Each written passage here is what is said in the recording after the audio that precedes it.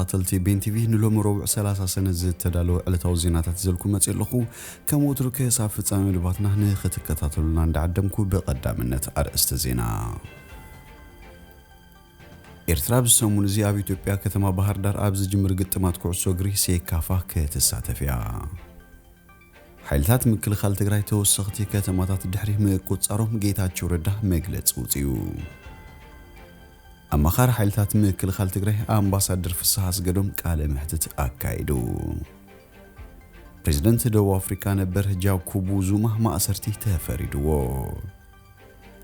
أب كندا بسنك موت عصرت تسبات كم زموتون قال انزد هس الزيناتات حيزلكم متسلخو سنين ايم كتال جزين لا تمنخو أبزا channel دمه ناي وترو تخطاتلت نختكونو سابسكرايب كتجبرو بخبري عدمكم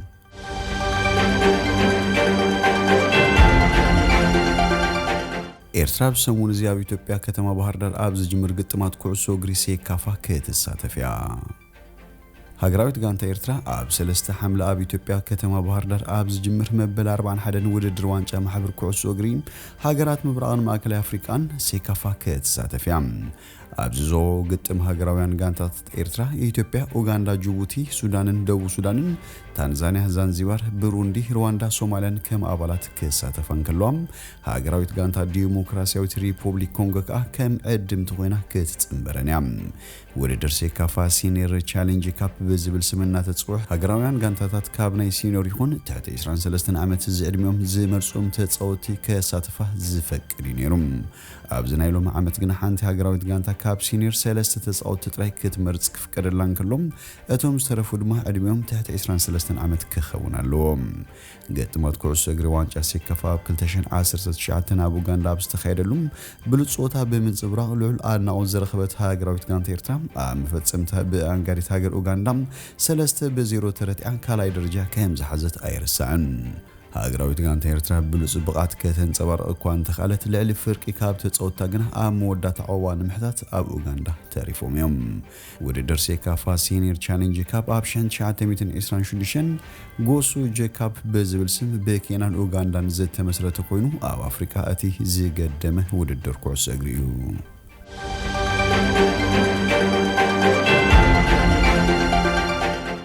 ሓይልታት ምክልኻል ትግራይ ተወሰኽቲ ከተማታት ድሕሪ ምቁጽጻሮም ጌታቸው ረዳ መግለጽ ውጽዩ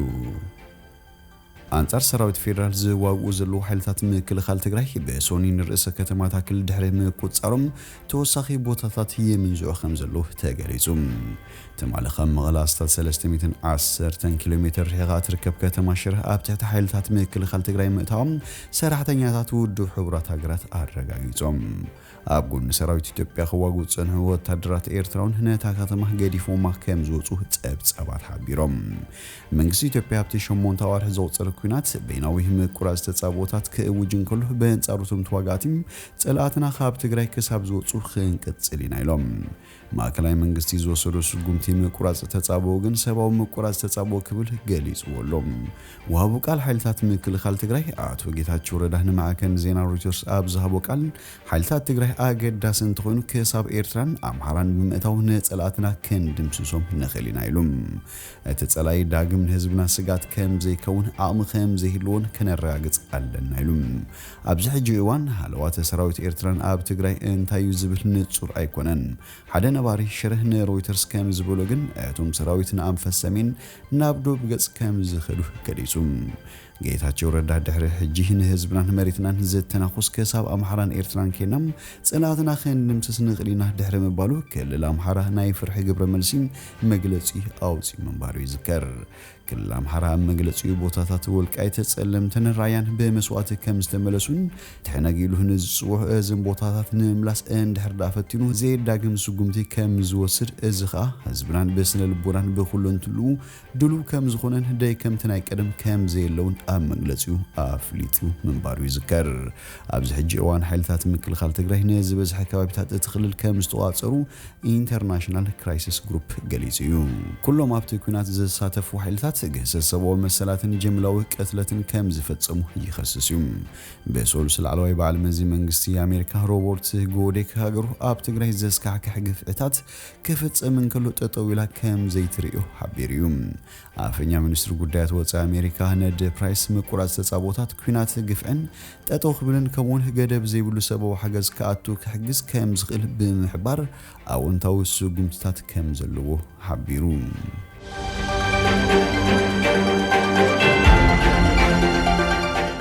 ኣማኻሪ ሓይልታት ምክልኻል ትግራይ ኣምባሳደር ፍስሓ ኣስገዶም ቃለ መሕትት ኣካይዱ እቲ ብመሰረት ሃገራውን ክልላውን ሕገ መንግስቲ በህዝቢ ዝተመረጸ መንግስቲ ትግራይ ናብ መቐለ ተመሊሱሎም ስርዓት አዲስ አበባ ኣብቲ ዘየለውልዩ በይናዊ ምቁራጽ ተኹሲ ኣውጁ ዝብል ዘሎም እቲ ቀዳማይ ሚኒስተር ንዋና ጸሓፊ ሕቡራት ሃገራት ከም ዝነገሩ ሰራዊት ብምሉኦም ካብ ትግራይ ሲሕጉሎም እቲ ሲቪላዊ ምምሕዳሩን ኣብኡ የለን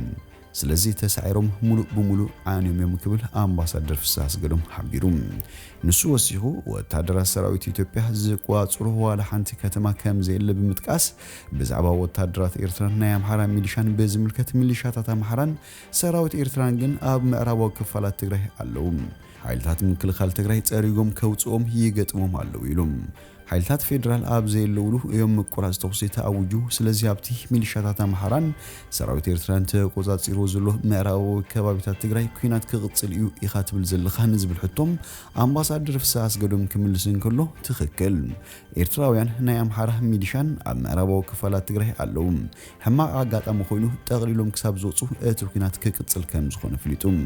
ዝስዕብ ዝምድና ትግራይን አዲስ አበባን እንታይ ክመስል ከም ዝኽእል ምስተሓታተ ኣምባሳደር ፍስሓ እቲ ቀዳማይ ጠለብ ተጋሩ በሰላም ክነብሩ ክኽእሉ እዩ ከምዚ ዝኣመሰለ ሰራዊት ምምጻእ ኣላዩ ኣይነበረን ኢትዮጵያውያን ሕጂ ካብቲ ንዝሓለፈ 8 ኣዋርሕ ክቕጽል ዝጽንሐ ኩነታት እፎይ ክብሉ የድሊ ኣብዚ እዋን ብዘይካ ኣብ መቐለ ኣብ መላእ ትግራይ ቀረብ ሓይሊ ኤሌክትሪክ የለን ኣገልግሎት ቴሌፎን የለን ስለዚ እቲ ዋና ነገር ኩነታት ናብ ንቡር ክምለስ ኣለዎ ዋና ከተማ ክልልና ሰላም ረኺባ ኣላ ሰባት መቕረቦም ክረኽቡ ይፍትኑለው ብዙሕ ምሕዛኑን ክህሉ እዩ ካብ ከተማ ናብ ከተማ ምንቅስቓስ ኣጸጋሚ ብምባሩ ሰባት መንዩ ብህይወት ክተርፍ ክኢሉ መንመይቱ ሕጂ እዮም ከፈልጡም ስለዚ ሕጂ ናይ ሓዘን እዋን እዩ እንታይ ከም ዝኸውን ንምርኣይ ቁሩብ ክንጽበና ክብል ኣብ ቃለ መሕተቱ ኣፍሊጡ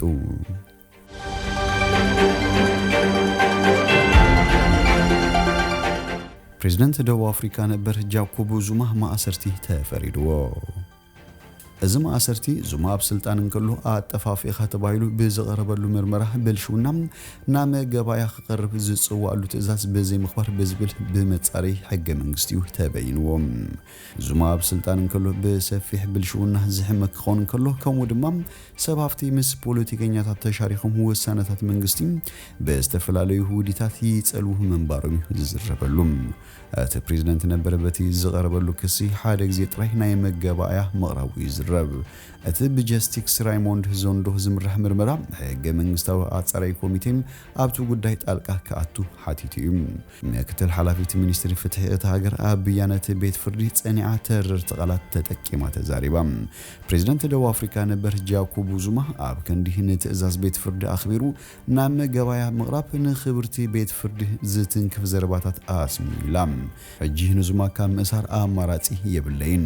ኣብዚ ሃገር ልዕልነት ሕጊ ከም ዘሎ ንምርጋጽ ተርዲ መልእኽቲ ዝሕልፍ ውሳነ እዩ ድማ ኢላ ዙማ ብተደጋጋሚ ንዝቐርበሉ ትእዛዝ ቤት ፍርዲ ብምንጻቅ ናይ ዝተዋደደ ፖለቲካዊ ውዲት ግዳይ ከም ዝኾነ እዩ ክዛረብ ጸኒሑ ብኻልእ ሸነኽ 5 ቢልዮን ዶላር ዘካተተን ኣብ 1990ታት ዝተፈጸመ ወታደራዊ ውዕል ዕድጊ ኣጽዋር ብልሽውና ፈጺሙ ንዝብል ክሲ ነጺግዎ እዩ ዙማ ኣብ ስልጣን እንከሎ በሰፊሕ ብልሽውና ዝሕመክ ክኾን እንከሎ ከምኡ ድማ ሰባፍቲ ምስ ፖለቲከኛታት ተሻሪኾም ውሳነታት መንግስቲ ይቕይሩ ምባል ይርከቦም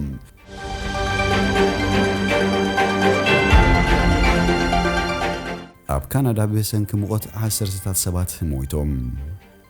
ኣብ ካናዳ በሰንኪ ብርቱዕ ሙቐት 10 ሰባት ክሞቱ እንከለዉ ኣብ ታሪኽ እቲ ሃገር እዚ ሕጂ ተመዝጊቡ ዘሎ መጠን ሙቐት እቲ ዝለዓለ ኮይኑ ተመዝጊቡሎም ፖሊስ እቲ ሃገር ካብ ሶኒ ክሳብ ሎሚ መብዛሕትኦም ኣረጋውያን ዝኾኑ 17 ሰባት ብሃንደበት ምማቶም ገሊጹሎም ጠንቂ ሞቶም ከዓ ምስቲ ዘሎ ብርቱዕ ሙቐት ዝተተሓዘ ከም ዝኾነ እዩ ዝገልጽ ኣብ ሊተን ብሪቲሽ ኮሎምቢያ ካናዳ ክሳብ ሶሉስ ብተኸታታሊ መዓልታት 49.5 ዲግሪ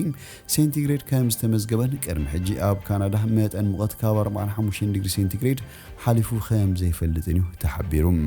ሓላፊ መደበር ፖሊስ ቫንኩቨር ካፒቴን ማይክ ካላንጅ ንጎረቤትኩም ዳሃዩ ፍለጡ ንስድራኹም ሃልዋቱም ፍለጡ ንኣረጋውያን ተኸታተልዎም ዝብል መልእኽቲ ናብ ህዝቢ ኣመሓላሊፉሎም እዚ ዘሎ ኩነታት ኣየር ነቶም ኣዝዮም ዝተቓልዑ ክፋል ሕብረተሰብና ኣዝዩ ቀታሊ ክኸውን ይኽእል እዩ ብፍላይ ንኣረጋውያን ሕዱር ሕማም ዘለዎምን ድሕሪ ምባል በእጃኹም በብዘለናዮም ኩነታቶም ነፍለጥ ኢሉ ነባሪት ሊተን ዝተባሃለት ቁሸት ሜጋን ፋንድሪች ምስ ማዕከን ዜና ግሎባል ኤንድ ሜል ኣብ ዝገበረቶ ቃለ መሕትት ንደገ ምውፃእ ኣብ ዘይንኽእልሉ ደረጃ ኢና በፂሕና ዘለና ኢላ ንደቃ ናብቲ ዝሕል ዝበለ ክፋል ብሪቲሽ ኮሎምቢያ ከም ሰደደቶምን እትሕብር ሜጋን እቲ ዘሎ ሙቐት ክትፃወሩ ዘይትኽእል ምዃኑ እያ እትሕብር ብዝተኻእለ መጠን ካብ ገዛ ኣይንወፅን ኢና ንደረቕ ሙቐት ለሚና ኢና ንሕና ዝለመድና 30 ዲግሪ ሴንቲግሬድ እዩ ምዝ ሕጂ ዘሎ ልዕሊ 47 ዲግሪ ሴንቲግሬድ ግን ኣዝዩ ዓብይ ፍልይ ኣለዎ ድማ ኢላ ክፍሊ ምክትታል ኩነታት ኣየር ካናዳ እዚ ዘሎ ሙቐት ንዞባታት ብሪቲሽ ኮሎምቢያ ዞባ ኣልቤርታ ሳስካችን ከምኡውን ገለ ዶባት ሰሜናዊ ምዕራብን ክፋል የኮነን ተናኺፉን ከም ዘሎ እዩ ዝገልጽ ላዕለዋይ ሓላፊ ትንበያ ኩነታት ኣየር ካናዳ ዴቪድ ፊሊፕስ ካናዳ ካብ ዓለም ብዛሕሊ ኣብ ካልኣይ እያ ትስራዕ ስሕት ኢልና ብርቱዕ መሸንበባ በረድ ንርኢና ከምዚ ዓይነት ሙቐት ክርአ ግን ኣዝዩ ሰሓት እዩ ድሕሪ ምባል በዚ ሕጂ ንሪኦ ዘለና መጠን ሙቐት ዱባይ ዝዝሓለት እያ ኢሉ